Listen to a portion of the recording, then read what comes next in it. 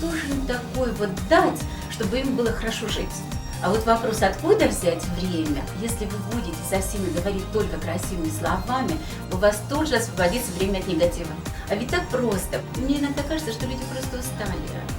Устали от нехватки времени.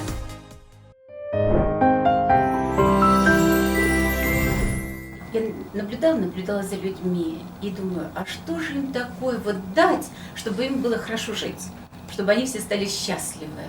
И оказалось, что меньше всего у людей времени.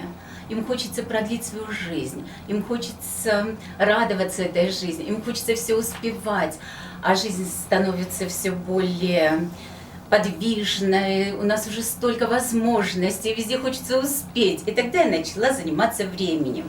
И через какое-то время мне захотелось это время рассказать людям, подарить людям и научить им пользоваться.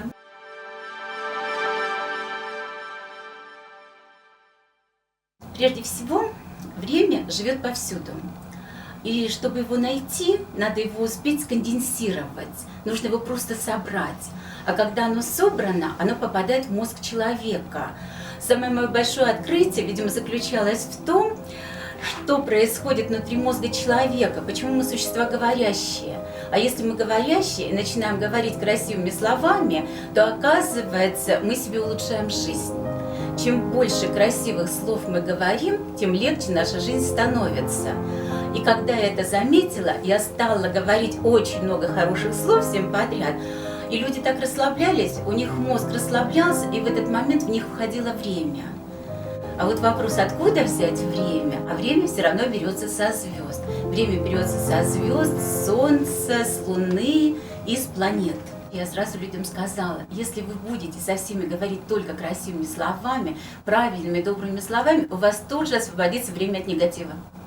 То есть все, что мы тратим на вспышки, такие эмоции, это нужно все убирать за ненадобностью. Просто подойти к человеку и сказать ему комплимент, сказать ему что-то приятное. После этого он расслабляется. А задача главная – расслабиться мозгом, и тогда вся Вселенная открывается, и тогда все приходит к нам.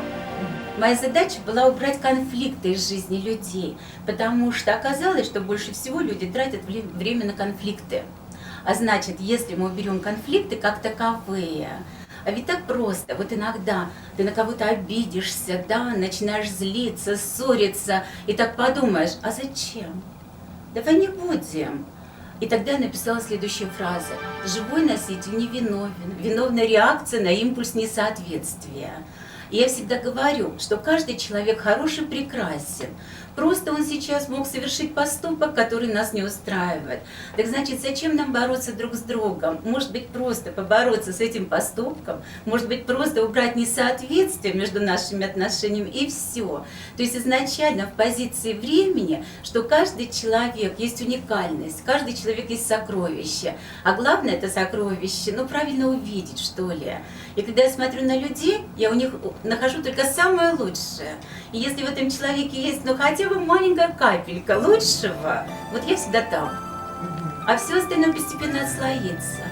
И когда я пишу свои ритмы, почему я их называю еще ритмами? Потому что каждый ритм, он притягивает время к себе. Вот стихи просто описывают, то есть стихи пишутся о том, что уже есть. А я пишу как бы на будущее, о том, чего еще нет, но это обязательно будет. И когда это наступает, то весь негатив, он отслаивается сам собой. Потому что просто не стоит тратить время, правда ведь? Я считаю, что в каждом человеке есть самое лучшее. Я называю это струночка сердца. И есть еще струночка мозга. И если мы настраиваемся на эту струночку сердца, то, естественно, даже если они выйдут, даже если я буду знать, что они что-то не то говорят там где-то, это уже не важно. Наша струночка сработала. И самое лучшее, что в них было, оно осталось здесь, во времени. То есть во времени негатива нет, во времени есть счастье, во времени нет битвы добра и зла. Это все здесь, это все за дверью, как вы правильно сказали. Поэтому я написала такую замечательно добрую книгу и назвала ее «Дверной звездолет». Это если мы находимся уже внутри и вместе, то нам всегда хорошо. Входите в мои книги. Вот когда человек начинает читать мои книги, начинает читать мои ритмы. Его так обволакивает такая защитная пленочка. И тогда, даже если в него летят какие-то такие стрелы, они до него не достают. И остается сохранить, ведь еще надо в себе лучше сохранить, да?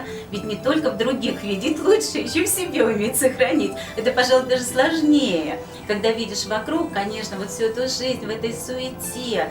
И мне иногда кажется, что люди просто устали от нехватки времени. И если мои книги дарят время, значит, получив время, они прекратят быть такими.